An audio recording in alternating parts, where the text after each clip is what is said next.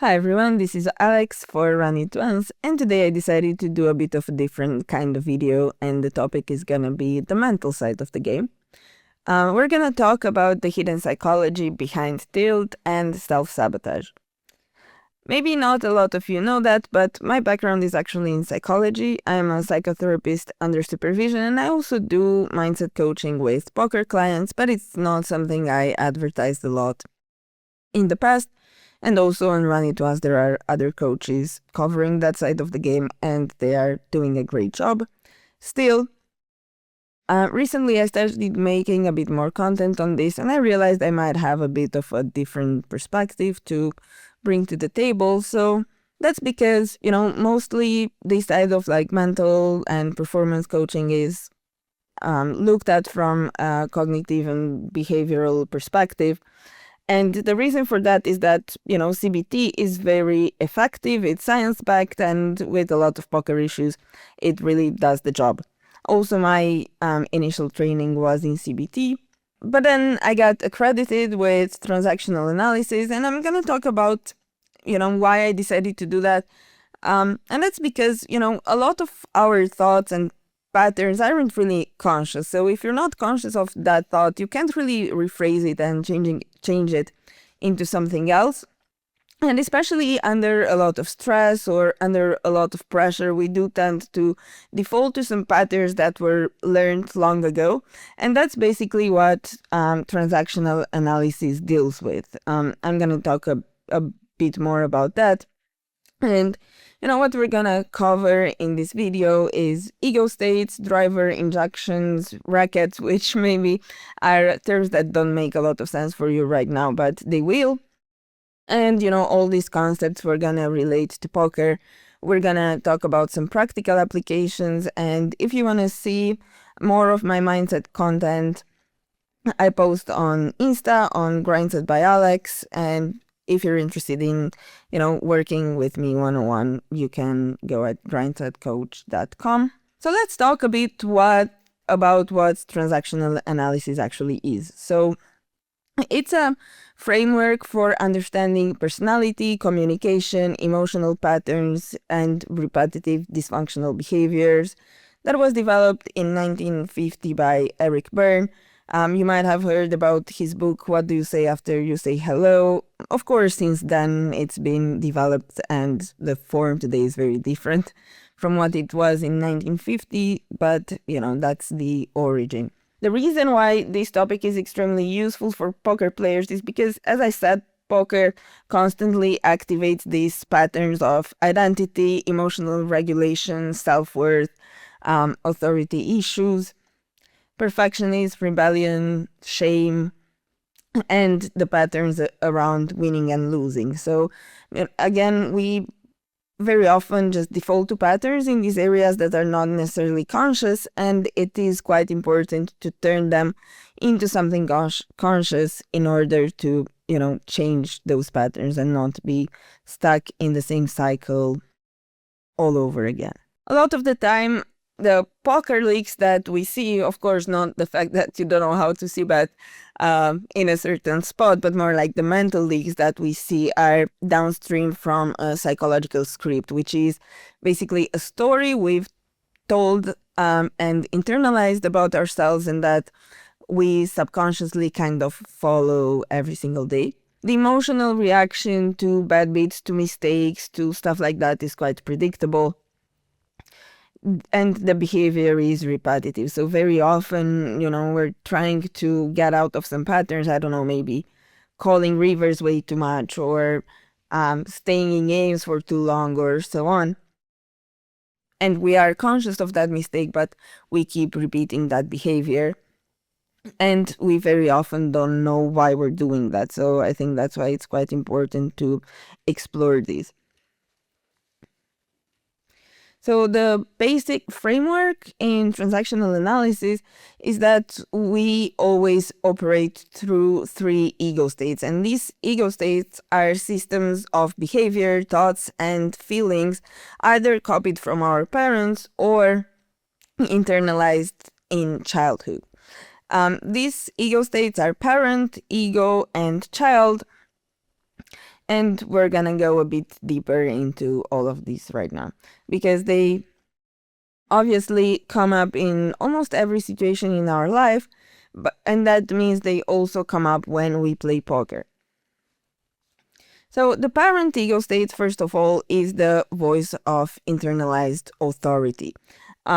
It contains rules, judgments, standards, and beliefs copied from authority figures. So a lot of times, we might think, or we might know people who say, I'm never gonna act like my mom, or I don't wanna do the same mistakes my dad does, but through their life, they just end up being the same or doing the same mistakes. And that is because we internalize our parents or our caregivers, when we are little children. We basically, that's the model that we take on for life. And later, we might not agree with that, or we might want to change our values. However, that ego state, that belief and behavioral system is already internalized.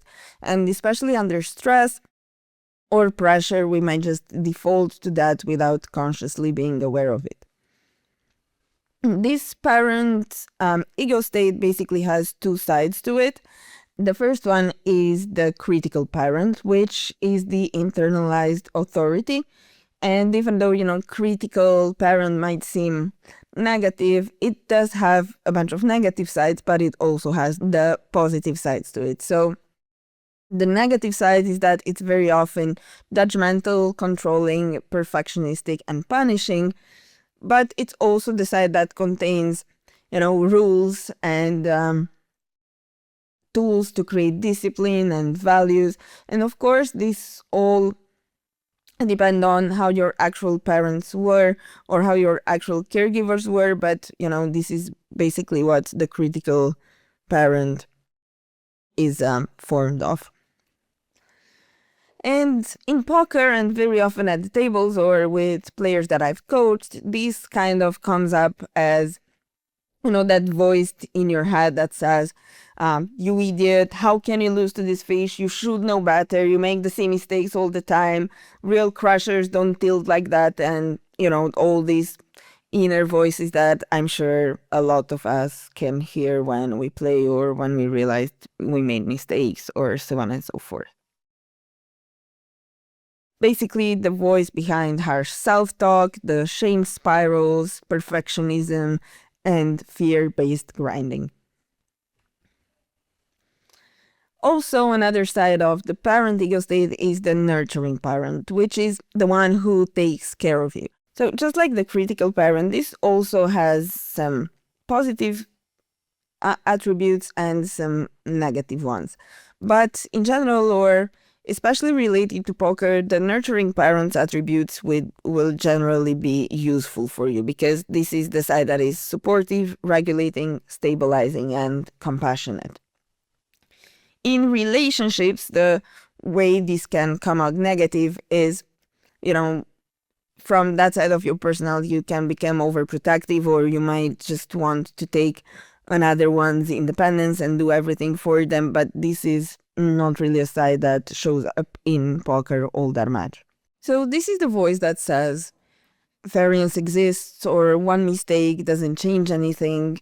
Your worth is not your graph. And very often the clients who come to mindset coaching or therapy clients don't really have these nurturing parents very well developed, and they don't know how to tell themselves these things. So they very often end up spiraling into that critical thinking and that judgmental mindset, which obviously only makes things worse. The second ego state, our adult, is basically the rational side. It's present, it's in the here and now, and analyzes information, updates beliefs based on the reality, based on new information that we find out. It's able to regulate our emotions and separates facts from stories. So it's not really contaminated by the past, it's not contaminated by our patterns, and generally this is the ego state we want to be in when we play poker, obviously. The examples of what you might say when you're in this ego state is, was this shove plus EV? What does population do here? Am I emotionally compromised? So am I tilted right now? Should I take a break?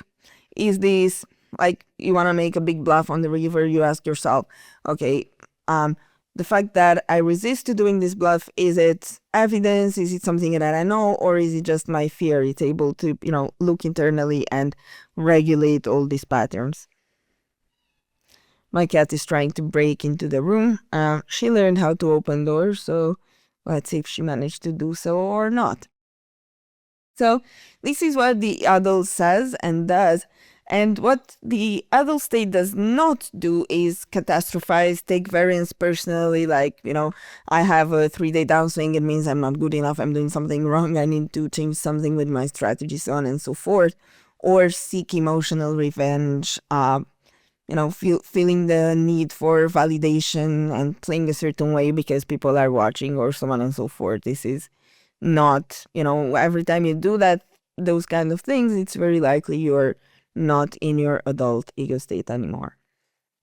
And the third is our child ego state. So this is the side that has a lot of vulnerabilities, that needs protection, needs validation, but it's also the side that is creative and spontaneous, and very likely why a lot of us have started playing and loving the game in the first place. This contains emotions, impulses, creativity, fear, and adaptation patterns. Also, just like the parent ego state, the child also has two sides to it. So we have the free child, which is, this side of creativity, spontaneity, where flow state happens. Okay, this can happen in adult as well.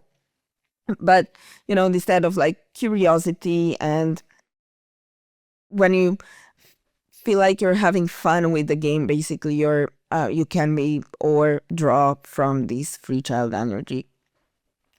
And healthy high-level poker requires access to this state. So you need to be curious, you need to have the courage to try new stuff, and so on and so forth.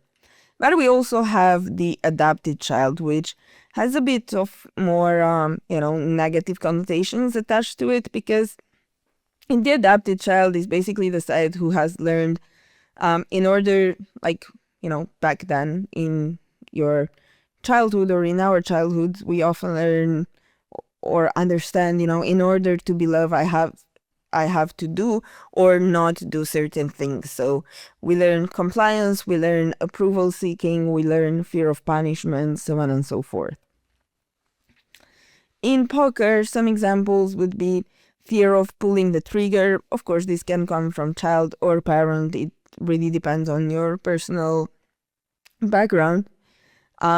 Overfolding to avoid being wrong, for example, or obsessing over the coach's approval, playing scared money, feeling like you're not allowed to try something new, and stuff like that. And we also have the rebellious child, which I would say this is the side that comes out, after you punt or when you're very tilted. And this side basically pushes against control. So if you set some rules for yourself, this side would be, what, I don't care anymore, fuck your rules. I'm just gonna, punt this spot or play loser because that's what I want. That kind of thinking.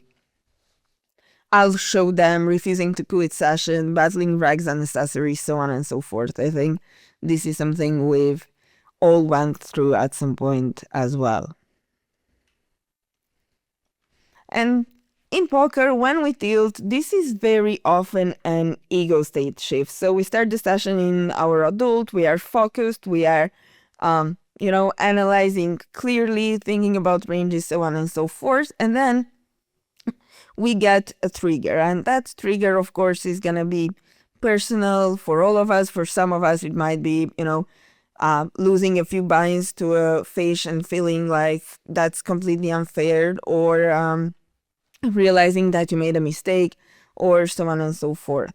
And then what happens? You shift into a different ego state. So for example, you shift into your child and you feel rage, you feel unfairness, you feel emotionally impulsive. But then what happens? Your critical parent attacks and says, oh, you're a loser. You shouldn't tilt like that. You always mess this up. You are not in control of your mental game. So you go into this spiral. And instead of playing poker at your best, you now relieve an emotional pattern. So basically, as a practical tool to use, of course, these ego states take a lot to explore and understand how each one acts for you, because these are not, general patterns. These are more related, as I said before, to your own background, with what happened in your own childhood, with your own relationship to, your parents, your caregivers, and the examples you've got. But, a quick way to identify what ego state you're in is to ask yourself who is talking inside your head right now. And you know yourself better than anyone else. Usually when, we shift into our parent ego state, very often we can actually hear our parents or caregiver's voice in the back of our mind. And it's quite clear if we look for that. And that's how we can identify, okay, this is very likely not my adult ego state right now.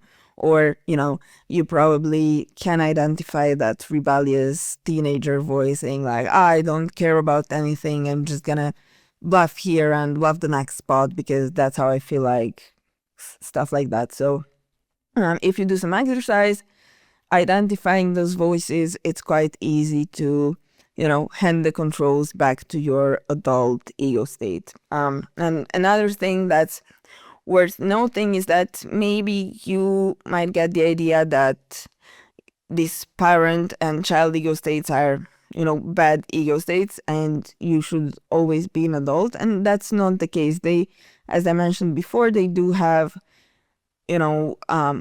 pluses. They do have good stuff to draw from, such like some rules, boundaries, or spontaneous energy. But the idea is to, be conscious about the whole pattern and be able to choose what to pick from what these parent and child ego states basically bring to the table. I hope that is clear enough, and if it's not, feel free to ask questions in the comments. And now, going to the second part, the messages that our child basically gets from our parent and how those messages influence our life and our poker game. So these ego states that we talked about, they're not existing independently. They're actually communicating. And the most common forms of communication that we're talking about are the messages that the parent basically sends to the child. And these messages very often take the form of you should or shouldn't, do, feel, so on and so forth. We're gonna go a bit deeper into that soon. But the idea is that the child very often receives these messages from the parent and they are not verbally internalized. So some of them, especially the don'ts, we can't really hear them. But the second we're trying to do something different, so not listen to that should or shouldn't, we kind of feel anxiety and we feel something that draws us back to the pattern that we are used to, and we can't really name it or we can't really figure out what's going on. And this is why, working with a CBT method on patterns like this, it's gonna be quite difficult because the client or the person that you're talking to, they can't really pinpoint this kind of stuff. So first we are gonna talk about drivers. These are the shoulds, and these are unconscious patterns that we learned in childhood, and basically they are methods that we find attempts to earn love, safety, approval, and worth. In poker, these drivers fuel both success and burnout. And with clients that I've worked, pretty much all of them, it's a bit difficult to start challenging these drivers at the beginning because they very often sound legitimate and they sound like something that you need to follow. A lot of clients kind of name their values according to some of these drivers, and it's very difficult to understand sometimes, okay, why that doesn't really work for me. In other words, I often have clients coming and wanting me to help them do more of what they're already doing, and it's not working for them. And at that point you have to challenge these kind of drivers and see if they are actually working for you or not. So all these main drivers, or what we all have, can basically be reduced to 5 categories, which are very common. And those are: first, be perfect. So for people who have this driver, their core belief is, I am valuable when I make no mistakes. So they really try hard to be perfect, to have like a perfect routine. They have, issues dealing with making mistakes. So the behaviors associated to that are obsessing over errors, paralysis in tough spots that you haven't studied or that you're not sure how to deal with, over reviewing hands to make sure you made no mistake. And one of the worst and the most destructive of all is emotional collapse after mistakes and very harsh self-talk. Okay, so just talk a bit more about like this be perfect driver. The problem with it is that you're basically setting yourself up for failure, because in life and in poker as well, you cannot be perfect. You cannot know every spot. You cannot have the perfect strategy and sizings for, every spot that you find yourself in. And even though, this kind of driver might make you, I don't know, have a very good study routine or drive a lot of progress at the beginning, it's also very often a self-sabotaging goal, because at some point you're gonna not be perfect, and if that breaks you and makes you go back to some dysfunctional patterns of yours, in the end it's not really going to help you. A very similar one is the try hard driver, and for the people who have this, their core belief is effort matters more than effectiveness. And with poker players that I work, this is actually a very common one. Endless studying, overcomplicating, consuming content nonstop, and feeling guilty resting. And this one is also a very difficult one to challenge, because I think in poker there's still this hustle culture is quite prevalent, and everyone says, you should have the perfect routine, you should go to the gym and then study and then grind and then cook for yourself and do healthy stuff. And a lot of people actually start putting a lot of effort into those things, but the problem is that they kind of get stuck and putting a lot of effort into planning and then actually not executing, or I don't know, putting in a lot of drills without knowing what they are looking for. So what I'm trying to say here is that even though they put a lot of effort, they don't really reach success because it's inefficient, and they don't reward themselves for going somewhere. They just reward themselves for putting in a lot of effort. And the problem with that is that the moment they're trying to relax or get out of that pattern, they feel guilty, or they feel anxious, or they feel like, I don't know, I have to do something, and so on and so forth. Another very common driver is hurry up. So for those type of people, the core belief is, I must move fast in order to be okay. So that leads to rush decisions, inability to study deeply, moving up too quickly, chasing recovery after losses, feeling like if I have a short downswing, I'm never gonna, I have to recover fast from it, otherwise that says something about me. And What the issue with this driver is in general is that these players often sabotage long-term EV for short-term emotional relief, and it might be very difficult for them to delay gratification. And this is where all these patterns come up, and I think it's quite obvious why that might sabotage your career. Another very common one is please others, where the core belief is my value depends on approval.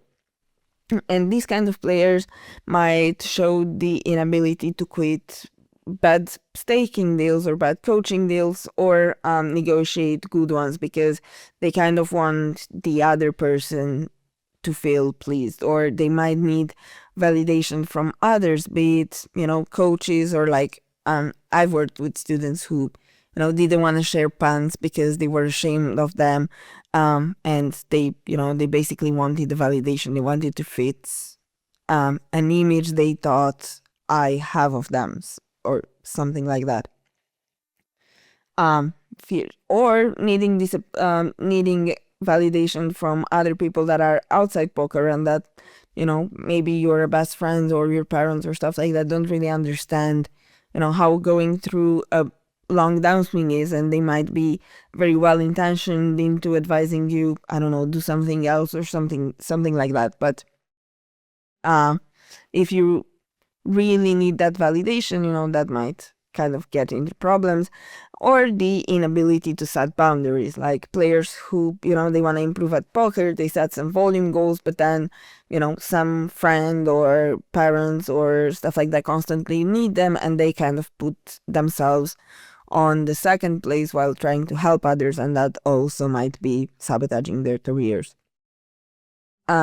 This creates fragile confidence, and your emotional state depends on others, so obviously it's gonna be much harder to reach your poker goals. And the last and most common maybe in the poker world is be strong.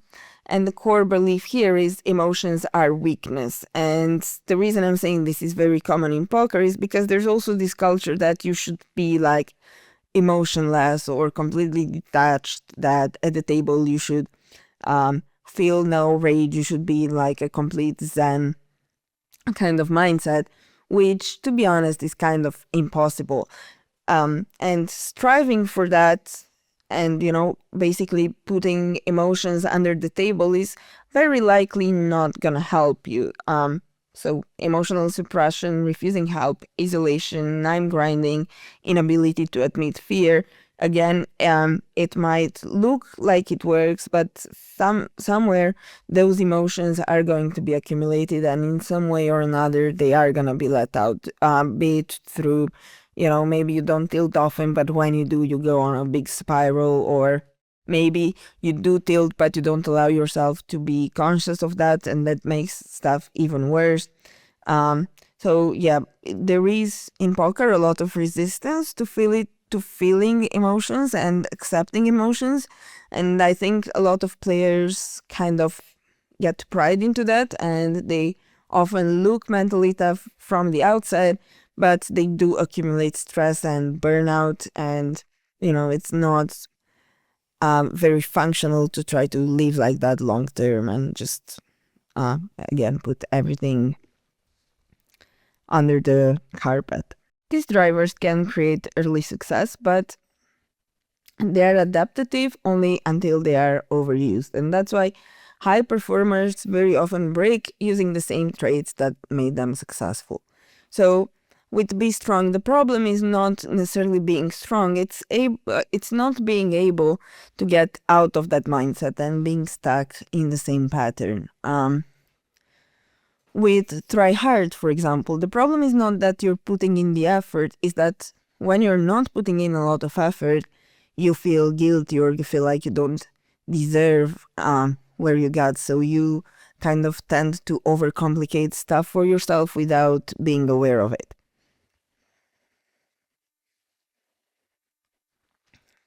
Injunctions are, the other messages that we kind of receive in childhood. So not the shoulds, but the don'ts. And the difference between drivers and injunctions is that with drivers, we can kind of hear the voice of our parents, of caregivers, saying, you should be strong, you shouldn't cry, or um, you should really try hard to get there, or you should do what I say, or stuff like that. But with injunctions, they are non-verbal. So we learn them through modeling, through the attitudes that we see around us, to how we perceive our caregivers to respond to certain needs of ours, and so on and so forth. So very common injunctions are don't fail, don't feel, don't matter, don't relax, don't succeed, don't be weak. And a lot of these messages, like don't succeed, for example, this is one that I personally identify with, and I did have to work with that through my own therapy. These are not, like my mom or my dad ever told me don't succeed. Quite the contrary. They were like, I want you to be successful in life. I want you to do whatever you want. But the problem is the models that I've seen.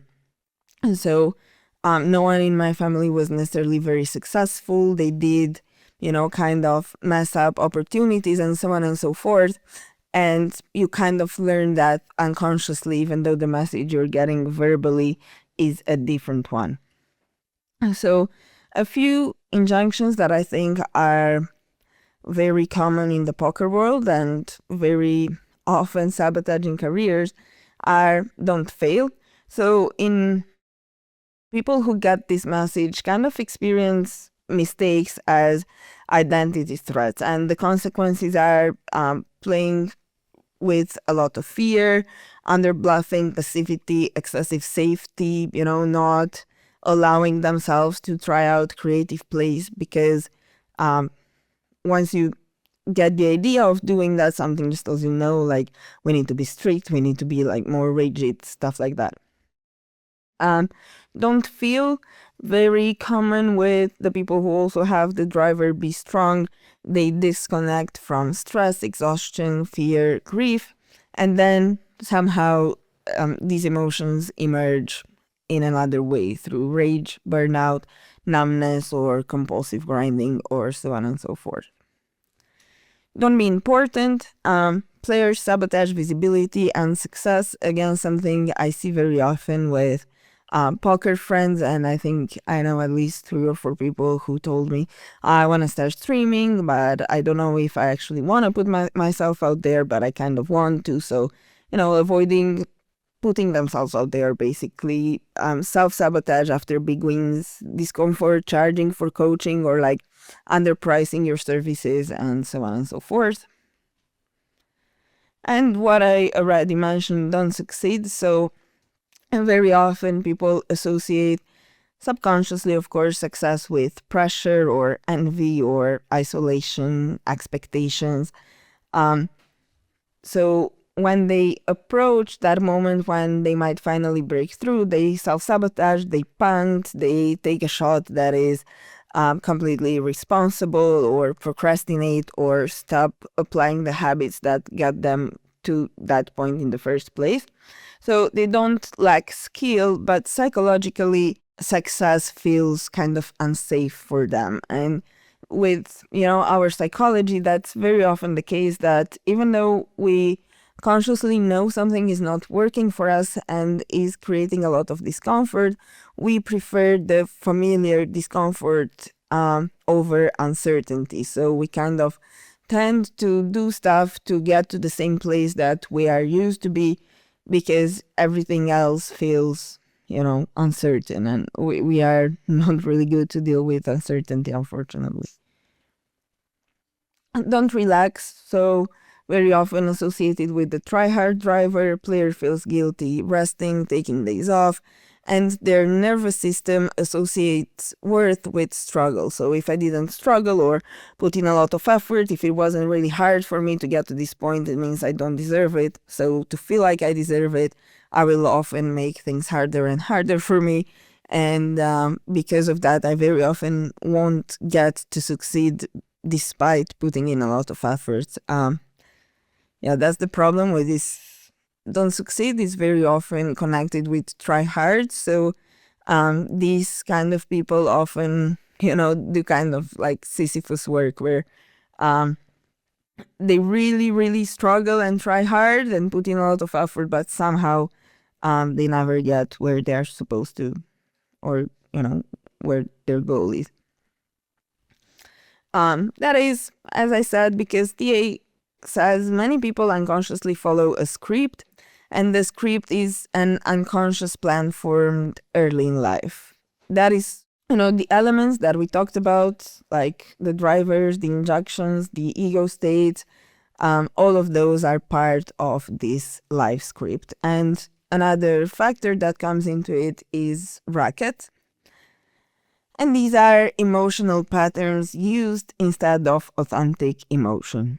So what do I mean by that? It's very often that someone keeps replaying the same emotional patterns because that's what was allowed or encouraged when he was growing up. So, for example, I can give you a personal example, right? In my family, it wasn't encouraged to be sad or cry or so on and so forth, but in a way it was encouraged to be angry. Like my mom was very often quite angry because of cleaning issues, because of stuff like that. But being sad was often discouraged. So what I learned growing up is that feeling sadness is kind of wrong, and I learned to replace the sadness with anger. Because that's what was allowed and that's what was familiar to me. A poker example would be that someone, let's say, starts a session with losing 5 buttons. He's been on a downswing for a while already. And the authentic feeling is fear, but maybe fear is something he doesn't allow himself to feel. Maybe fear is not a feeling that was necessarily encouraged growing up, and maybe he just blocks the fear. And the authentic feeling, the authentic thought might be, I feel scared and uncertain about my future. But what they actually feel and display is rage at the fish, at the sight, run bad, anger. And the reason for that is that anger feels safer than vulnerability for them. Why this matters? So very often we kind of become addicted to that emotional state that we are allowed to feel. And we are constantly gonna put ourselves subconsciously through events that will generate that feeling for us. Because as I said before, we prefer familiar pain over unfamiliar uncertainty. And until we figure that out and until we let ourselves feel the authentic feelings, we're very likely to be stuck in the same cycle and repeat the same patterns. So this is basically the framework of transactional analysis. I think it's the first time that I do a full presentation on it. Because when you work with this concept in practice, you don't go through all of that. You basically use it to work with the person in front of you. So I hope that was understandable and that I did a good job. And now I'm gonna go a little bit through practical applications. So what can you do with all this information and how can you use it to actually improve your game and what's going on, in your career? So one thing is to identify ego states during sessions. And of course, if this is something you only want to relate to poker, feel free to do that. But this exercise would be much more efficient if you try to follow that in your day-to-day life, because you're very often gonna see this parent or child ego state taking over. And if you notice them in your day-to-day life, it's gonna be much easier to also notice them at the table. Then second, building the internal nurturing parent. I think this is a very common thing I work with players, because again, in poker, this harsh self-talk is very common, and a lot of people think that's what keeps them motivating or keeps them doing stuff and so on and so forth. And something that I heard recently and that kind of stuck with me is that you cannot hate yourself into becoming someone that you love. So, the path should be quite different. You do need an internal voice that's capable of stabilization, regulation, and realistic encouragement. And this is actually, it can be quite a long process. So in coaching or therapy, the way you do this is by modeling yourself as a coach, this kind of relationship, and then the person in front of you starts internalizing it, but it's not like, you're just going to build a nurturing parent from today to tomorrow. The third thing that you can do is detect drivers. So maybe ask yourself, what else are you trying to earn through poker except for money? Maybe approval, worth, safety, identity. Because poker, it does become quite dangerous when your self-worth depends on your results.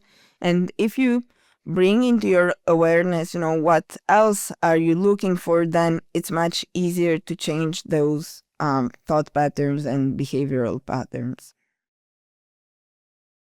And third, identify scripts. As I said, scripts are like this life story that we form and we kind of repeatedly, especially under stress or under pressure, we revert to that. And it's formed of, all our drivers, injunctions, rackets, our ego states and how they interact, and so on and so forth.